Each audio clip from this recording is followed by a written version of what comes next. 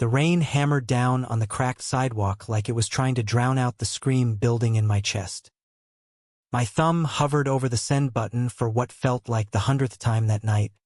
The photo staring back at me. A blurry, heat-of-the-moment selfie taken in the dim glow of my bathroom mirror. My body bare and vulnerable in a way I'd only ever shared with ghosts in the dark. "Fuck it," I whispered to the empty apartment, heart slamming against my ribs like a trapped animal, and hit send.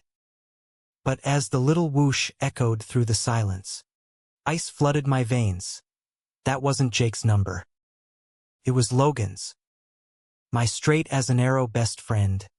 The one guy who'd never once looked at me like that. I dropped the phone like it was on fire, watching it skitter across the hardwood floor toward the door. The screen lit up almost immediately, Logan's name flashing like a siren. "Dude, what the hell is this?" My world tilted, the walls closing in as nausea clawed up my throat. How do you unsend a secret that's been rotting inside you for years? How do you claw back the one moment that could torch everything? The apartment in Brooklyn smelled like stale pizza and regret, the kind that seeps into the floorboards and never quite airs out. It was one of those narrow walk-ups in Williamsburg, the walls thin enough that you could hear the couple next door arguing about whose turn it was to take out the trash, their voices rising and falling like a bad indie soundtrack. I'd moved here 2 years ago after college, chasing the dream of making it as a graphic designer in the city that never sleeps, or at least pretends not to. But tonight, with the autumn chill seeping through the single-pane windows and the distant wail of an ambulance cutting through the downpour, felt more like a cage. Logan and I had met freshman year at NYU, thrown together in a dorm room that reeked of Axe body spray and unwashed gym socks. He was the golden boy from some sleepy suburb in Ohio, tall, with that effortless broad-shouldered build from years on the high school football team. His blue eyes always crinkling at the corners when he laughed, which was often. I was the artsy kid from a fractured family in Philly, all sharp edges and hidden bruises, sketching in the corners of lecture halls instead of taking notes. We clicked like puzzle pieces you force together until they fit. Him dragging me to dive bars for cheap beer and bad karaoke. Me pulling him into midnight gallery crawls where we'd mock the pretentious abstracts until our sides hurt. But somewhere along the line, the jokes turned into something sharper in my chest. It started small, a brush of his hand against mine during a late-night Mario Kart marathon. The way his voice dropped low when he talked about his exes, all of them girls with easy smiles and no baggage. I'd bury it deep, tell myself it was just the city air messing with my head, the loneliness that hits hardest when you're surrounded by 8 million strangers. Logan was straight, end of story. He had this girlfriend streak, Sarah in sophomore year, with her yoga-toned legs and perpetual highlighter glow. Then Mia, the barista who tattooed his initials on her wrist after 3 months. I was the safe harbor, the wingman who never asked for more than a fist bump and a "you're the best." Ollie, that photo, it was meant for Jake, this hookup from Grindr who'd ghosted me after our second date. We'd matched on a whim, both of us scrolling through profiles at 2 a.m. Him with his dimpled grin and promises of no strings, just vibes. I'd sent him a tame one first, a shirtless mirror shot from the gym, flexing like an idiot to impress. His reply had been fire emojis and a voice note that made my skin flush. Damn, show me more. So I did, stripping down in the harsh fluorescent light, angling the phone just right to catch the curve of my hip, the shadow dipping low. It was stupid, reckless, the kind of thing you do when you're 24 and convinced the world owes you a spark. Except I fat-fingered the chat. Logan's thread was right above Jake's. Our last messages a string of memes about the Mets' latest collapse. The second it sent, the app's little animation mocking me, I lunged for the phone, but it was too late. Revoke? Yeah, right, like that undoes the damage.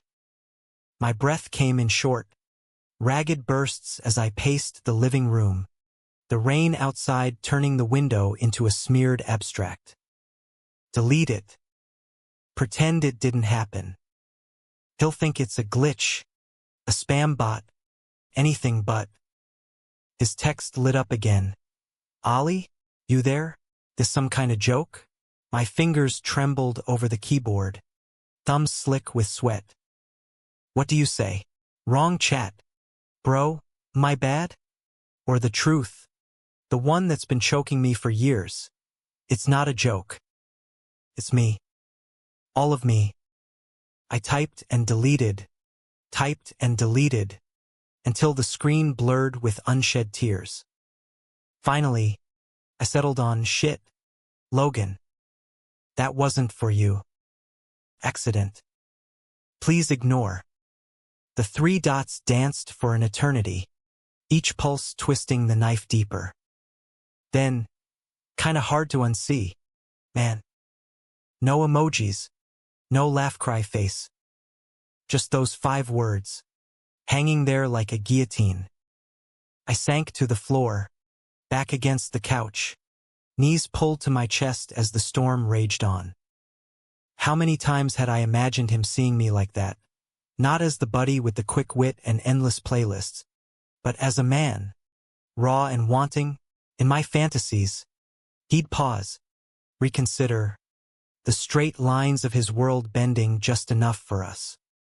Reality crashed in like the thunder rolling over the East River. By morning, the rain had eased to a drizzle, the city waking up with its usual indifferent grind, horns blaring, the subway rumbling beneath the streets like a beast stirring from slumber. I hadn't slept, alternating between doom-scrolling Logan's Instagram, his last post a shirtless beach shot from last summer, caption salty hair, don't care with 100 likes from girls I'd never met, and staring at the ceiling cracks that mapped out my regrets like constellations. My phone stayed silent after that last text, which was worse than yelling. Silence from Logan meant space, and space meant he'd process it alone, decide what it meant without me there to spin it into a punchline. Work was a blur. I freelanced from a co-working space in Dumbo, the kind with exposed brick and overpriced cold brew that tastes like regret in liquid form.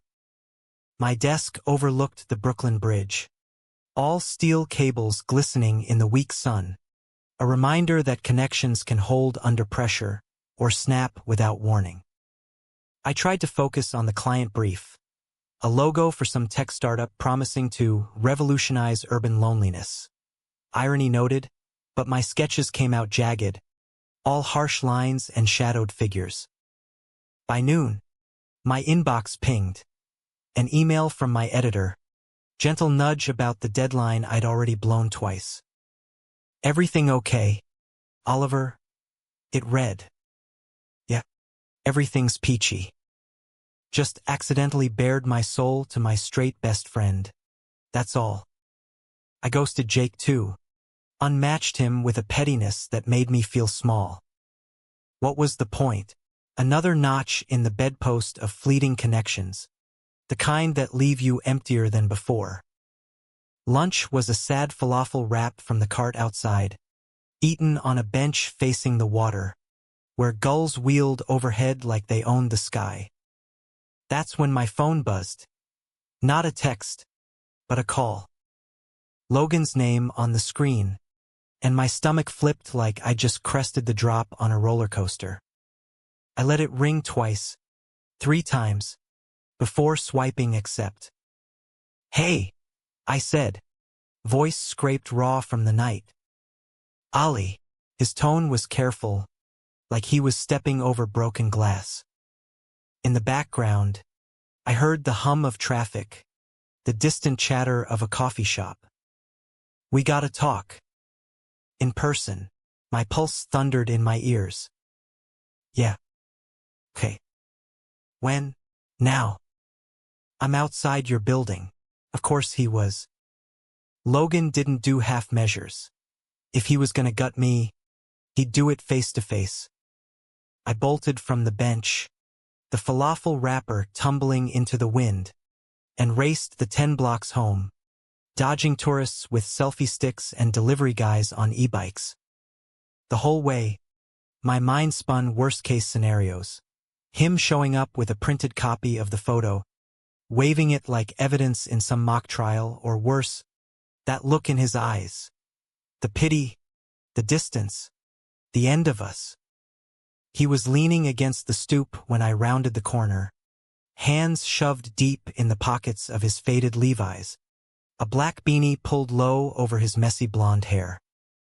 Raindrops still clung to the brim, and his jaw was set in that way it got before a game back in college. All focus and fire. Up close, he looked wrecked, dark circles under those blue eyes, stubble shadowing his cheeks like he'd forgotten to shave for days. Or maybe that was just me projecting. Logan, I started, but he held up a hand, cutting me off. Inside. Please. His voice cracked on the last word, and that tiny fracture nearly undid me. We climbed the stairs in silence, the creak of the wood amplifying every awkward shuffle. My place looked like a crime scene of singledom.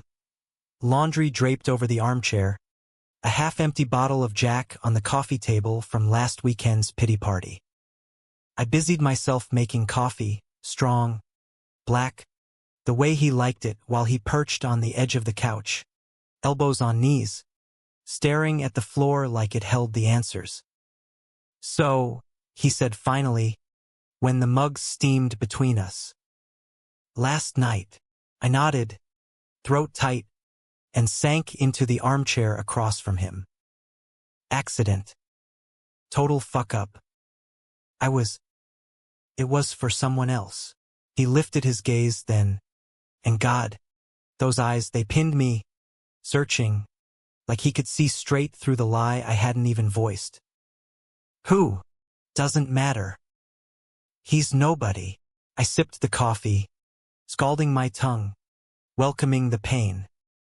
Look, if you want to punch me or yell or whatever, just do it. But please don't let this change us. A beat. 2. Then he laughed, but it was hollow, echoing off the walls. Change us? Ali, you think a dick pic's gonna tank 8 years of friendship? He ran a hand through his hair, tugging at the roots. Nah, man. It's not that. Relief flooded me, sharp and sweet, but it curdled fast under the weight of his next words. It's got me thinking. About shit I buried a long time ago. My mug froze halfway to my lips. Buried? Logan didn't bury things. He bulldozed them, plowed ahead with that quarterback confidence. What do you mean? He leaned forward, voice dropping to a rumble. Remember sophomore year? That party at Delta Chi. After the bowl game, you were wasted on those Jell-O shots. Kept rambling about how the city's lights made you feel infinite. I carried you back to the dorm, tucked you in like some kind of knight, a ghost of a smile, then gone. You looked at me, Ali. Really looked. And for a second, I thought, fuck, maybe. The air thickened, charged like the moments before lightning. My heart stuttered, replaying that night in fragments.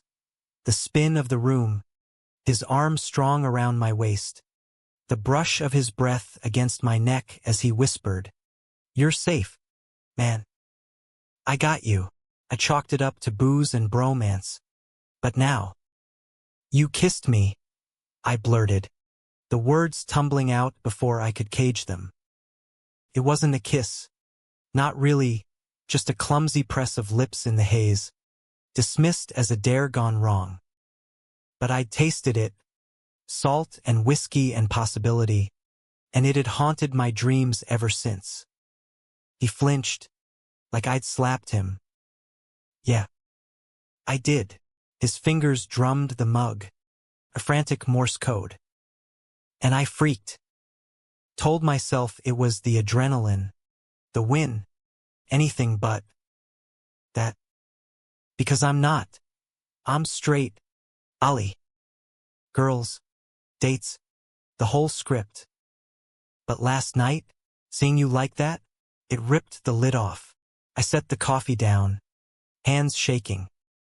This was the hook I'd dreamed of, the plot twist where the straight guy cracks open.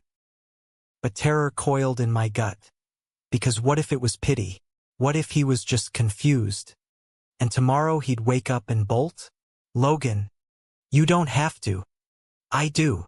He stood, pacing the narrow space between couch and kitchenette, a caged lion in scuffed Converse. I've been dating Mia for 6 months, right? She's great, smart, funny, gets my dumb jokes. But every time we're together, I'm half there, thinking about road trips with you, or how you'd kill me at trivia night. And now this photo, it's like you handed me a mirror I didn't want.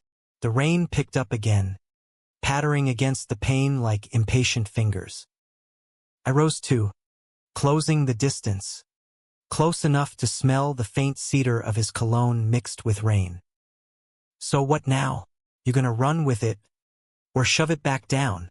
He stopped, inches away, his chest rising and falling in time with mine. For a heartbeat, the world narrowed to the heat between us, the unspoken dare hanging heavy. Then he cupped my face, rough thumbs brushing my jaw, and kissed me, not clumsy like before, but deliberate, hungry, like he'd been starving for years. It was fire and flood, his lips firm against mine, tasting of coffee and confession.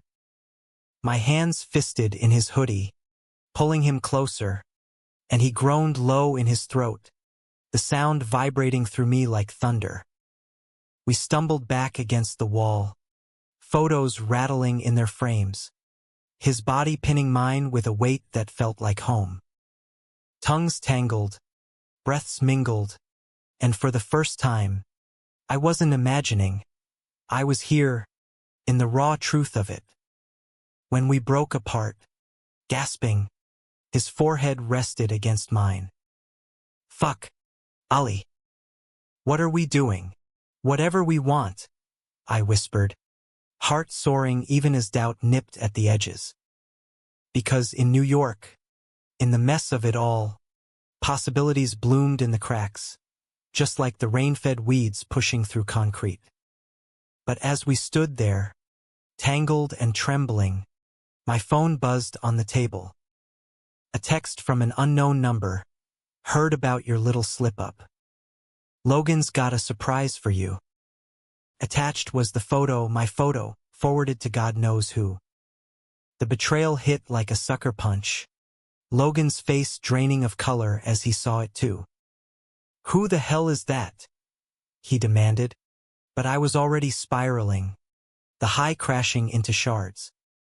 The text sat there like a landmine, the photo thumbnail mocking us from the screen, my vulnerability pixelated and passed around like contraband. Logan's hand tightened on my shoulder, grounding me even as the room spun. Ali, breathe. We'll figure this out. But figuring it out felt impossible, like trying to dam the Hudson with a paper towel. Who had he shown it to? Mia?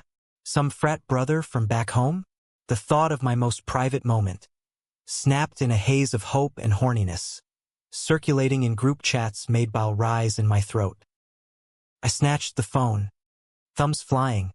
Who is this? Delete that shit now. The reply came swift. Relax. It's just a joke. Your old pal from NYU. Attached was another image, a screenshot of our old dorm group chat, time-stamped last night, with the photo already there, reactions piling up, laughing emojis, shocked faces, One thumbs down from a girl I vaguely remembered as Logan's hookup from junior year. Oh God. I choked, shoving the phone at him. He scrolled, jaw clenching tighter with each swipe, until he froze on a message from Mia. Babe, is this for real? Call me. We need to talk. The color leached from his face, leaving him pale and hollow-eyed. She didn't. I swear. Ali, I didn't tell her. I wouldn't, but someone did. My voice cracked, accusation sharp as shattered glass. And now it's out there. Because of me. Because I couldn't keep my shit together. He reached for me, but I jerked back, the wall cold against my spine.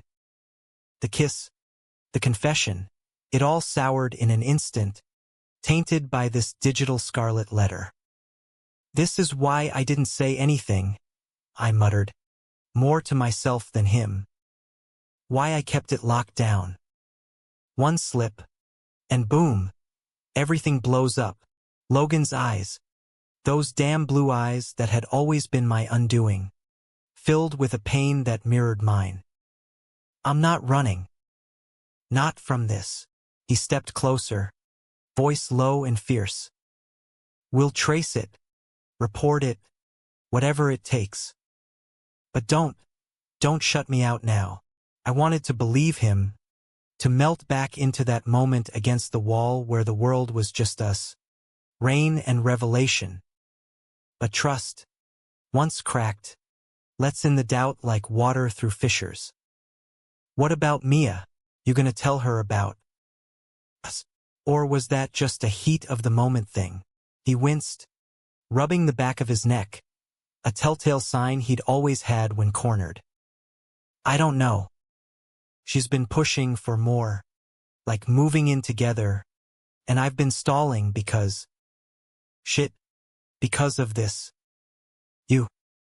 The what-ifs I ignored. The buzzer screeched then, jolting us both. My doorman's voice crackled through. Package for Oliver Hayes. I buzzed him up, grateful for the distraction, and a minute later, a nondescript envelope slid under the door. No return address, just my name in block letters. Inside was a USB drive, matte black and innocuous, alongside a note, watch this before you judge. L. Logan's brow furrowed. L? Who's L? Liam, I said, stomach dropping. Liam Hargrove, our mutual friend from the dorms, the one with the perpetual smirk and a knack for stirring shit. He'd always had a thing for Logan, unrequited, obvious, the kind that festered into resentment. After graduation, he'd faded into the periphery, popping up now and then with passive-aggressive posts about fake friends on social media. He must have gotten the pic from the group chat, forwarded it to spite us. We plugged the drive into my laptop, the screen flickering to life with a shaky video. It opened on a dimly lit bar, the kind with sticky floors and neon signs buzzing like angry hornets. Liam's face filled the frame, flushed with booze and bitterness, his voice slurring into the phone's mic. Hey, Ali. If you're seeing this, congrats on finally shooting your shot. Too bad Logan's still playing for the other team. Cut to a clip of Logan at the bar earlier that week. Mia on his arm, laughing at something he said, his hand casual on her waist. Innocent enough, but the angle made it look intimate, damning. Then the real gut punch. A montage of old photos, us three at parties, Logan with his arm slung over my shoulders, me gazing a little too long. Overlaid text. Always knew you were pining. Pathetic. It ended with Liam's voice, cold as a blade. Consider this payback for all the times you cock-blocked me. Delete the chat if you want, but it's already out. The video clicked off, leaving the room in stunned silence. Logan slammed the laptop shut, his face thunderous. That son of a bitch. I'll kill him. No. I grabbed his arm, the muscle taut under my fingers. Don't. He's not worth it. But what now? The pic's viral in our old circle. Mia's gonna see it. Connect dots that aren't even there. He deflated, sinking onto the couch, head in hands. I have to talk to her. Tonight. And you. You deserve better than this clusterfuck. The words hung, laced with something final, and panic clawed up my chest. Better? Logan. I know. He looked up, eyes raw. But I need time. To sort my head. This isn't how I pictured. Anything. Time. The great eroder. The thief that turns sparks to embers. I nodded, swallowing the lump in my throat, and watched him leave, the door clicking shut like a period at the end of a sentence I wasn't ready to read. The rest of the day blurred into a haze of damage control. I deleted the group chat remnants, blocked numbers as they trickled in with WTF texts, even drafted a vague apology to the handful of faces I could stomach contacting. But each ping was a fresh wound, reminders that my mistake had ripples far beyond us. By evening, the city lights twinkled mockingly through my window, Manhattan's glow a distant promise of glamour I no longer felt part of. Mia called Logan while I pretended to work, their voices muffled through the thin walls of my imagination. I pictured her tears, his stammers, the unraveling of a relationship I'd envied in secret. When he texted later, it's over. She gets it was a mistake, but we're done. Coming over? Relief warred with guilt, a toxic cocktail that left me queasy. He showed up with pizza and beer, the peace offering of bros everywhere, but the air crackled with unspoken weight. We ate in silence at first, grease staining the cardboard box, the Mets game droning on TV as background noise. Then, tentative, she was cool about it. Hurt, but understood friendships get messy. Messy, I echoed, picking at a pepperoni. That's one word for it. He set his slice down, turning to me with that intent gaze. Look, about earlier the kiss. It wasn't just reaction. I've been lying to myself, Ali, since that night in the dorm. Hell, maybe longer. My fork clattered to the plate. Logan, let me finish. He shifted closer, knee brushing mine under the coffee table. Seeing that photo, it was like permission. To admit I feel it too. The pull. You're not just my best friend. You're the one who gets the quiet parts, the fears I don't say out loud. Heat bloomed in my chest, chasing away the chill. I leaned in, tentative, our lips meeting soft this time, exploratory. No wall to crash against, just us, unfolding like a long-held breath released. His hand threaded through my hair, gentle, and I melted into it, the taste of him familiar yet new, pizza salt and possibility. We didn't rush. Hours slipped by in murmurs and touches, mapping each other with the reverence of rediscovery. He traced the line of my collarbone, whispering apologies for the years lost. I confessed the fantasies that had kept me up, the ache of watching him with others. By midnight, tangled in sheets that smelled of laundry detergent and us, the world outside faded, the leak in the ceiling dripping like a metronome to our heartbeats. But dawn brought clarity, and with it, the shadow of Liam's video. As Logan slept beside me, arms slung heavy across my waist, my phone lit up with a new message, from an unknown. Think it's over? Check your email. Attached was a link to a private forum. Old NYU alums trading gossip like currency. There, amid threads about job hunts and baby announcements, was a post, "Spill. Who's got the tea on Logan's straight buddy?" with the photo embedded. Comments already piling. Knew it. Ali always seemed sus. Hot, though. Link, nausea hit hard. I shook Logan awake, shoving the screen under his nose. He bolted upright, scanning, cursing under his breath. "How the fuck? Liam," I said, voice hollow. He didn't stop at the chat. This is revenge porn territory. Fury etched his features, but beneath it, fear real, visceral. "We go to the cops. Get it taken down." "And what? Admit it's me? Plaster my face all over a report. Paste, naked vulnerability extending beyond the physical now. This ruins you too, Logan. Your job, your family, their old school Midwest.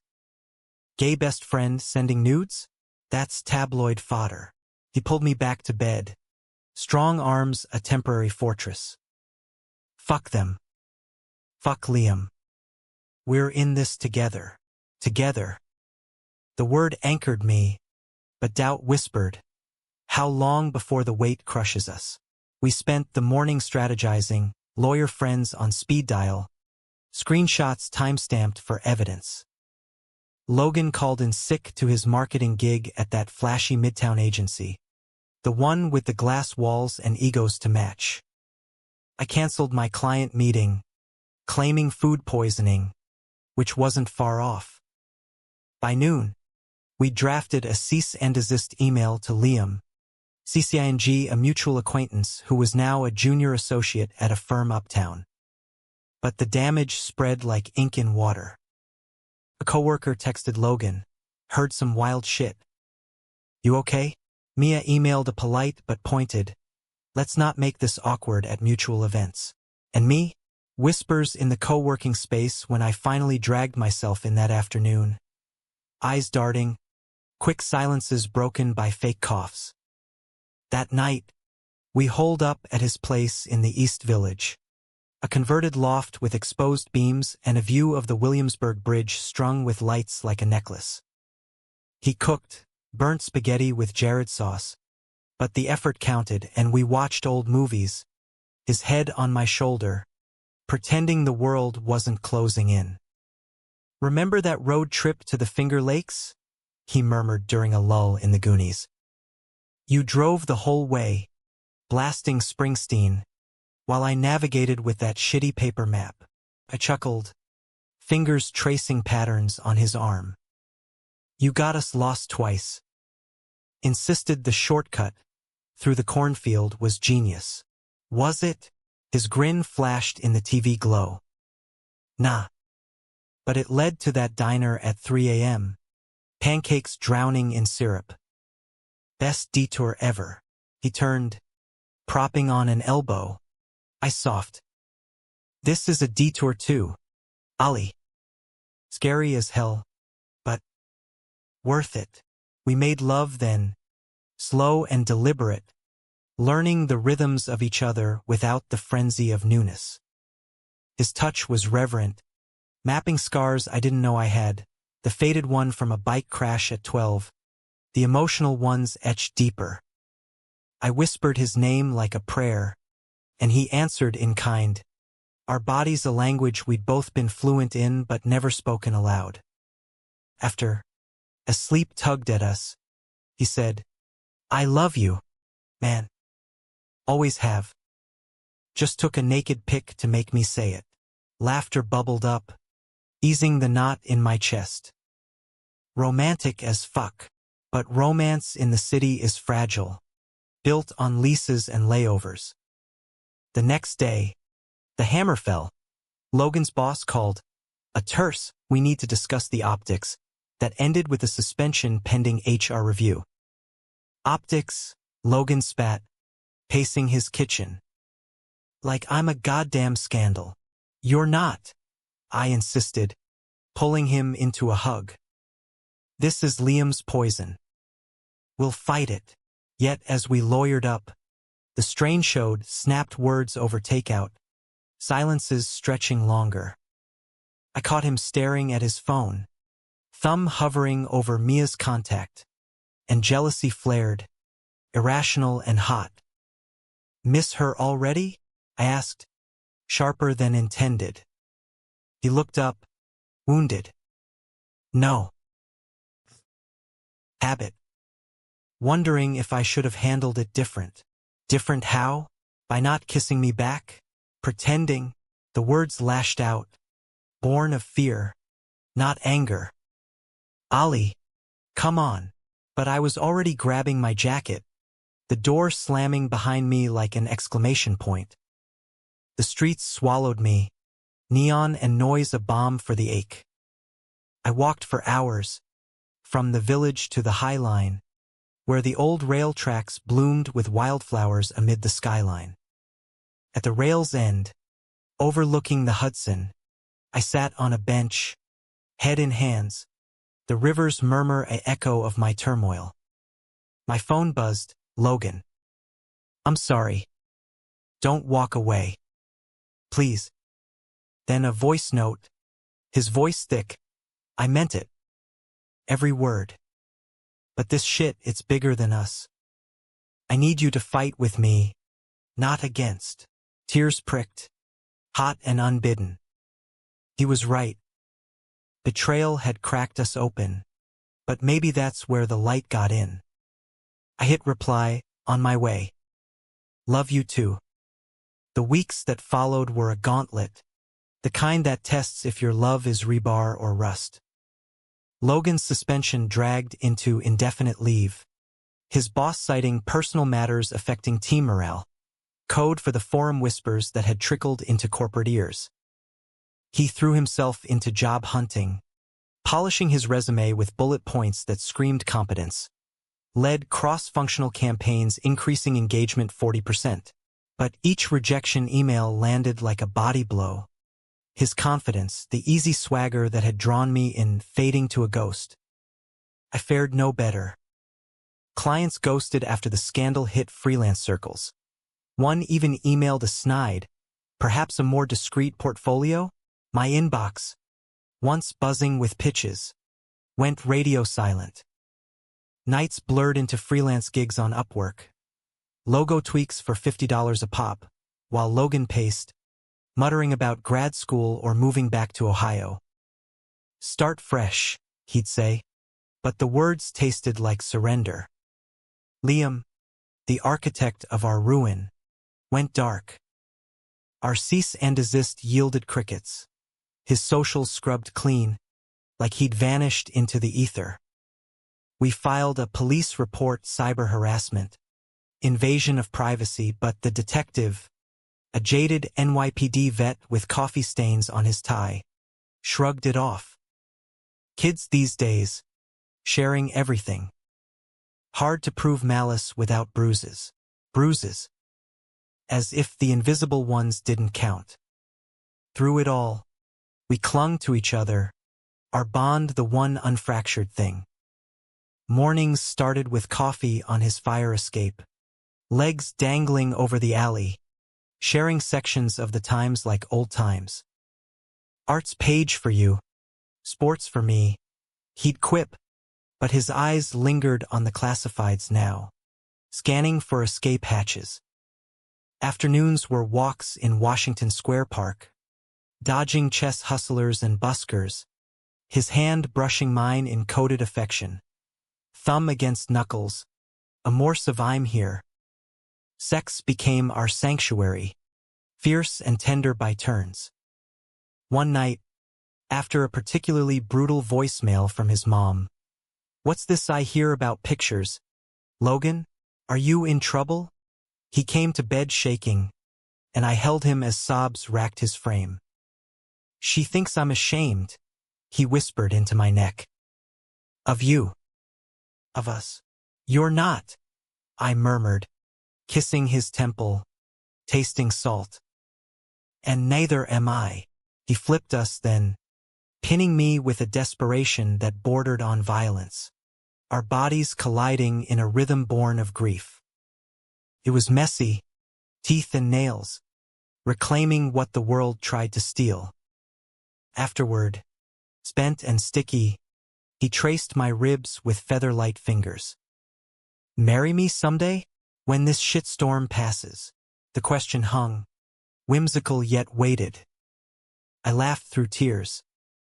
In a heartbeat. But first, let's survive. Survival meant compromises. I swallowed pride and called my estranged dad in Philly, the one who'd bailed when mom's cancer bills piled up. Need a loan, I admitted over the line, voice steady despite the humiliation. He wired $2,000 without questions. Progress, maybe, and with it, we covered rent, stocked the fridge with more than ramen. Logan reached out to Mia, not for reconciliation, but closure. They met at a neutral Starbucks in Chelsea, him in his best button-down, me pacing a block away like a neurotic chaperone. He returned with red eyes but lighter shoulders. She knew, he said, sliding into the booth at our diner haunt. About the feelings. Said she felt it too, the distance. Wishes us well.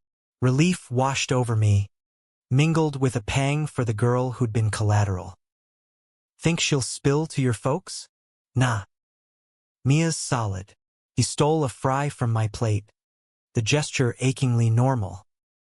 But I gotta tell them myself. Soon, the thought terrified him more than unemployment. The conservative clan in Dayton, church on Sundays and football on fall Saturdays, where gay was a punchline, not a person. They love you, I reminded, squeezing his hand under the table. Blood's thicker. Yeah, he muttered, unconvinced. Thicker than water, thinner than truth. The climax brewed on a crisp November evening, the city decked in early holiday lights that twinkled like false promises. We'd scored an invite to a gallery opening in Soho, my old boss pulling strings, a lifeline to normalcy. Logan tagged along in slacks and a blazer that hugged his frame just right, looking every inch the ad exec he was meant to be. Operation Charm Offensive, he joked, but nerves danced in his eyes. The space was a cavern of white walls and wine flutes, air thick with perfume and posturing. I mingled on autopilot, pitching concepts to curators who nodded politely, their smiles not quite reaching eyes that flicked to Logan like he was the elephant in the room, or rather, the rumor mill star. He stuck close, charming a cluster of designers with tales of viral campaigns, his laugh booming to mask the strain. Then, across the room, Liam materialized like a bad sequel's villain, all sharp cheekbones and sharper suit. He leaned against a sculpture, nursing a scotch, his gaze locking on us with predatory gleam. My blood iced. Logan's hand tensed on my elbow.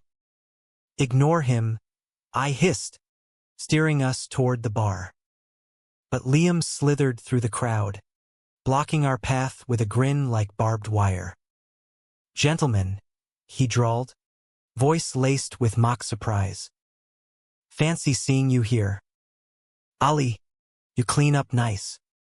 Logan, still playing both sides, fury ignited in Logan's chest, his free hand balling into a fist. You got some nerve showing your face, Hargrove. After what you pulled. Liam's laugh was a bark, drawing glances. Pulled? I just shared the truth. You two, sneaking around like it's 1950. Thought the world deserved to know Logan's not as straight as his LinkedIn says. The room hushed, a ripple of whispers spreading like fire. My face burned, pulse roaring. It was private, I spat. You had no right, right? Liam stepped closer, breath sour with whiskey. You cock-blocked me for years. Ali, always the third wheel, batting your lashes. This? Karma's a bitch. Logan surged forward, shoulders squared like he was calling a play. Back off, Liam. Or I'll make sure every gallery in this city knows your name, for all the wrong reasons. Threat met threat, the air electric with standoff. Then Liam smirked, leaning in. Go ahead. But ask your boyfriend here. How many times did he wish it was him in those pics with Mia? The words landed like a grenade, shrapnel tearing open old wounds. I froze, the gallery spinning, faces blurring into judgment. Logan whirled on me, eyes wide with betrayal. What the fuck does that mean? It's nothing, I started, but Liam cut in, voice oily. Ask him about the night you two fought over pizza toppings. He jerked off to your hoodie left on the couch. Pathetic, right? Lies, half-truths twisted into knives. But the seed of doubt, had I? In weak moments, yes, but not like that. Not betrayal.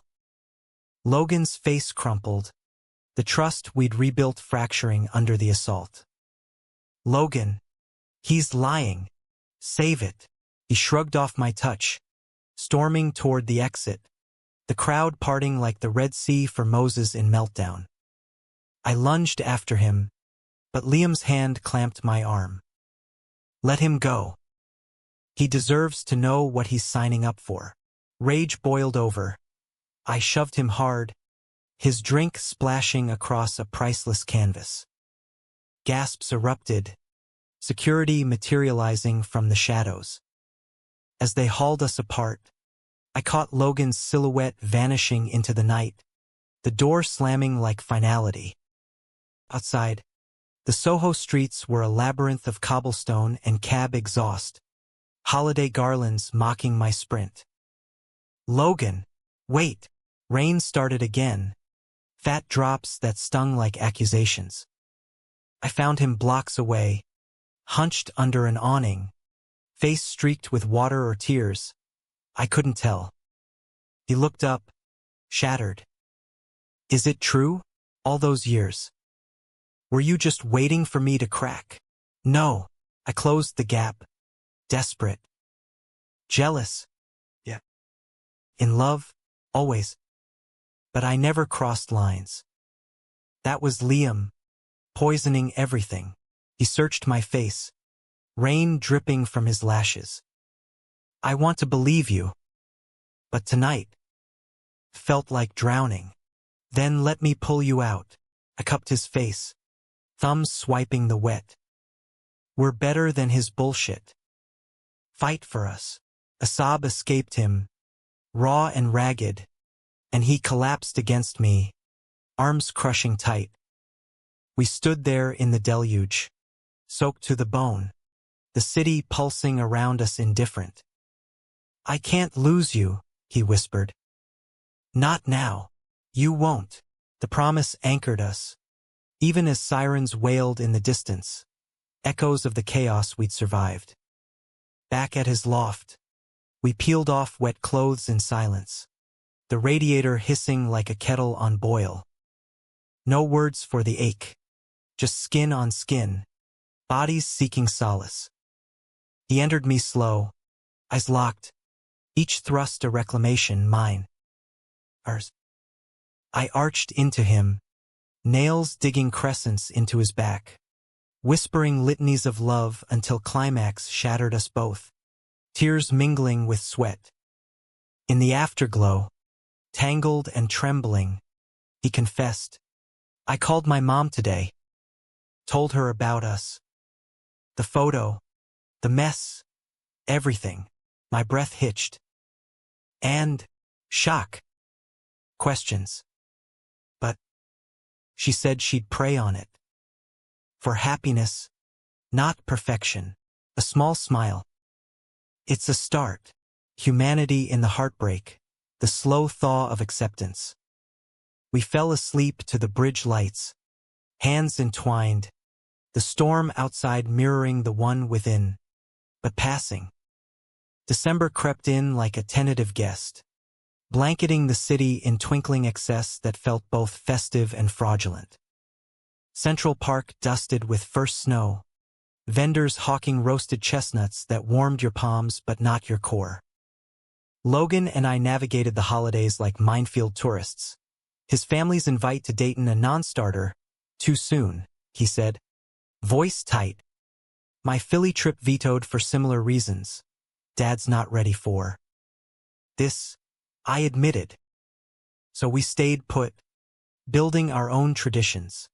A Charlie Brown tree scavenged from the curb, strung with dollar store ornaments and inside jokes etched on tags. The scandal simmered down, the forum post buried under fresher drama. Some influencers' meltdown over a bad Botox batch. Liam faced consequences too. A restraining order after the gallery shove. His freelance gigs drying up as word spread. Last I heard, he'd slunk back to his parents' basement in Jersey, posting cryptic quotes about betrayal's boomerang. Karma, indeed. Work trickled back for me. A steady gig designing album covers for an indie label in Bushwick, the kind with vinyl scratches and late-night sessions fueled by weed and wanderlust. Logan landed interviews, his charm rekindling despite the shadows. One agency head, a queer woman with a no bullshit bob, leaned in during his pitch, heard about the noise. Sounds like you punch above your weight in life and ads. He got the offer, entry-level but promising, starting January. Yet under the mending, fissures lingered. Trust, that slippery bastard, required constant tending. I catch Logan staring at his phone during dinners, not at Mia's ghost, but at old texts from the group chat rereading the reactions like autopsy reports. Just making sure it's dead, he'd say, but his eyes said haunted. I'd wake from nightmares of the photo circulating anew, his side of the bed empty, finding him on the fire escape with a cigarette he swore he'd quit. Can't sleep, he'd mutter, exhaling smoke into the night. What if it happens again? Someone digs it up. Then we face it, I'd reply, wrapping a blanket around us both. Together became our mantra, etched into the mundane. Grocery runs where he'd sneak vegan cheese into the cart to tease my manly mac and cheese habit. Lazy Sundays binging The Office reruns, quoting Michael Scott until we howled. Intimacy evolved too, not just the physical blaze, but quiet depths. He opened up about the closet he'd built brick by brick, the high school coach who toughened him with slurs for a fumbled play, the college hookup with a guy at a rival frat, dismissed as experiment to frat bros over beers. I buried it deep, he confessed one night, head in my lap as I carded fingers through his hair. Until you unearthed me, I shared my scars in turn, the coming out to mom on her chemo bed, her weak squeeze of my hand. Love's love, baby. Fight for it. Dad's silence, a wall thicker than silence. You're brave, Logan murmured, kissing my knuckles. Braver than me. The betrayal's echo surfaced in unexpected ways. At a holiday party thrown by my label boss, a loft in Red Hook with fairy lights and mulled wine, Logan tensed when an old NYU acquaintance clapped him on the back. Heard you two finally made it official. About time. The laugh was light, but Logan's jaw ticked, grip on his cup whitening. Later, in the cab home, he erupted, everyone knows. It's like we're exhibits in a freak show. They're happy for us, I countered, though doubt nipped. Or jealous. Pick your poison. He deflated against the window, city lights streaking his face. Sorry. Just raw. Like the photo branded us. I pulled him close, nuzzling his neck. Then let's rebrand. Make it ours. New Year's Eve dawned frigid, the ball drop a beacon in our bubble. We joined the crush in Times Square. Idiotic, really, with the elbow-jostling mobs and 0-degree wind chill, but romantic in that masochistic NYC way. Bundled in scarves and thermals, we elbowed for space near a jumbotron, champagne flutes pilfered from a vendor. As the countdown ticked, 10, 9, 8, strangers linked arms, a sea of hopeful faces. At 0, confetti exploded, and Logan yanked me into a kiss that drowned the cheers. Deep, devouring, a vow sealed under fake snow. Happy New Year, Ali, he breathed, forehead to mine. To us, to detours worth the crash, I replied, heart full. January brought renewal, Logan's first day at the agency a suit and tie triumph. I surprised him with breakfast, burnt toast and coffee, delivered to his desk via courier, earning a text flurry, "You're my lucky charm." Lunch, we met at a falafel spot in Flatiron, him buzzing with newbie energy, me sketching napkin doodles of his excited grin. But romance's underbelly is routine, and by February, the honeymoon haze thinned. Arguments sparked over trifles. Whose turn to do dishes, mine? Always, because his were artistic chaos. My late nights at the studio clashing with his early meetings. "You're pulling away," he'd accuse, voice edged with old fears.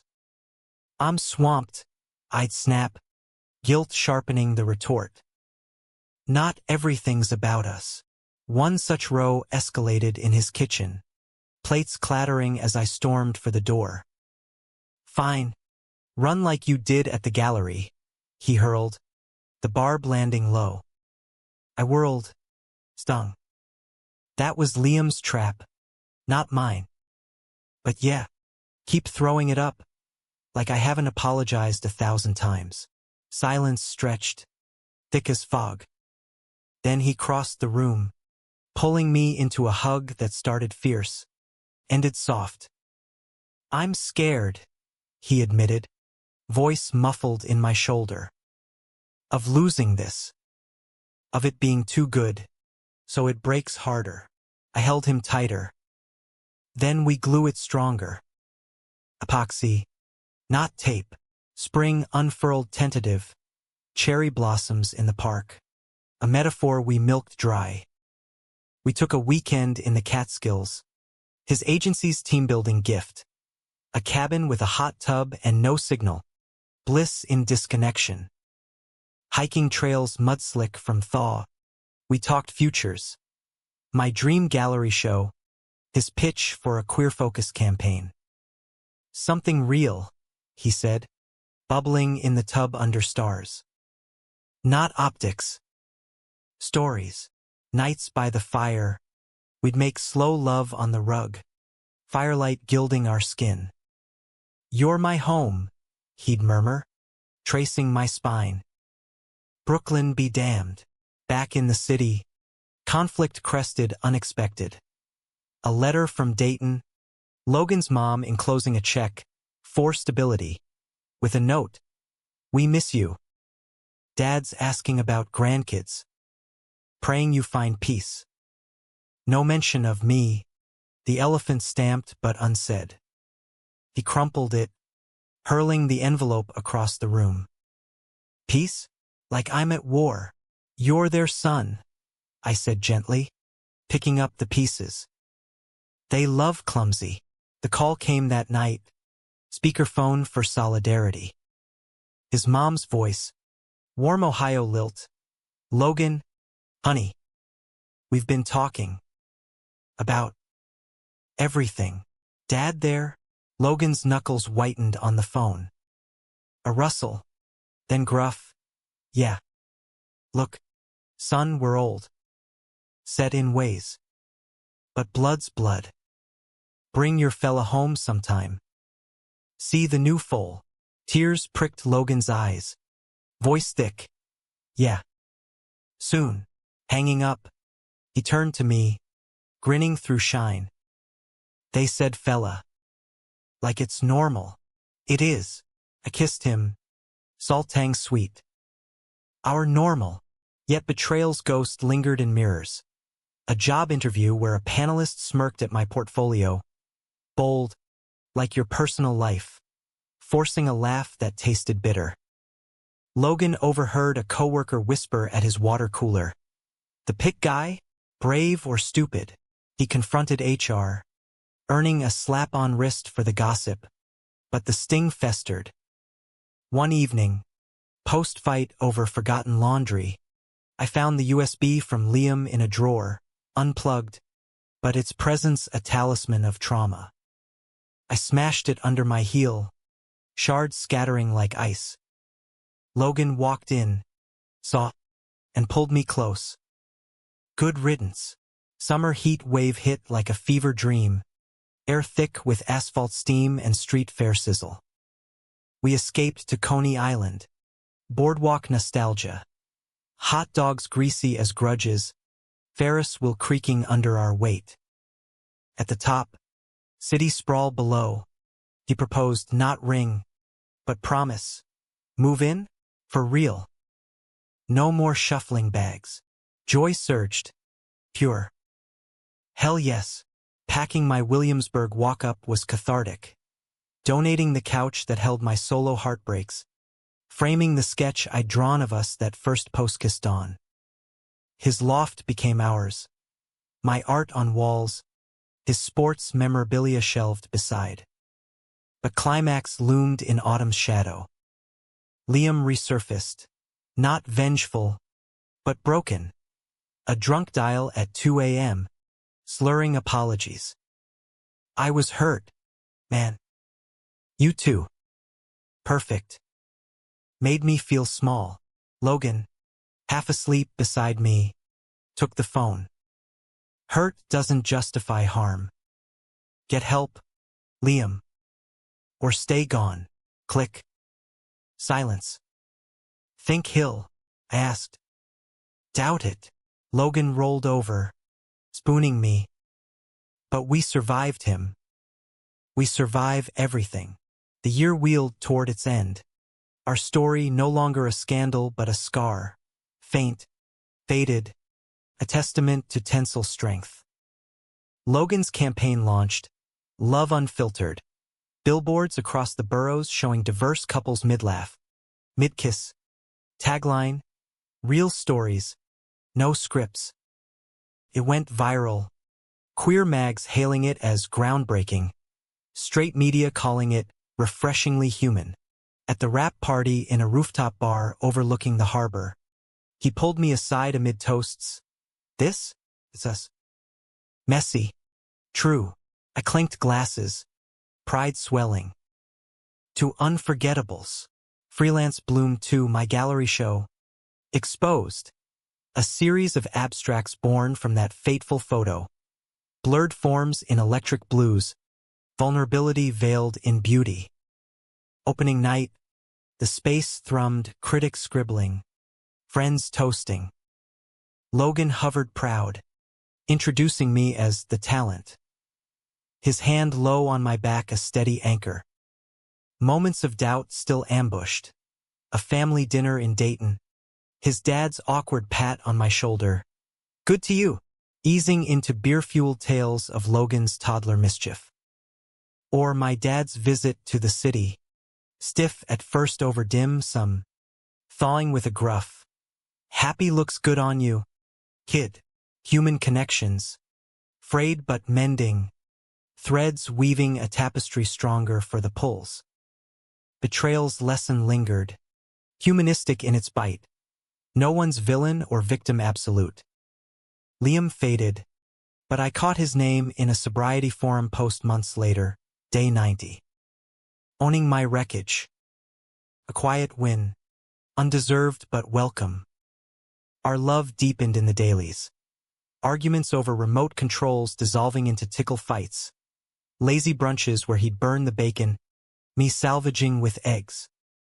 Sex evolved to shorthand, lazy morning quickies. urgent after-fight reconciliations, slow explorations by candlelight. "You're my plot twist," he'd tease, nuzzling my neck. The best kind. One rainy evening, echoing that first storm, we walked the high line again, puddles reflecting garish lights. He stopped at our bench, dropping to one knee, not dramatic, just him. A simple band, tungsten etched with coordinates of his dorm room. "Oliver Hayes, you've accidentally upended my world. Marry me? On purpose this time." Tears mixed with rain. My yes a whisper lost in thunder. He rose, kissing me fierce. The city our witness, horns and hum, endless and embracing. Years later, we'd tell the story at dinner parties, edited for levity. Started with a wrong send, ended with forever. But in quiet nights, arms entwined, we'd acknowledge the full arc, the terror, the tenderness, the triumph of choosing each other amid the fallout. In America, land of reinvention, we rewrote the script. Not straight lines or detours, but a bold, curving path. Human, flawed, unbreakable. And in that, we found not just love, but grace.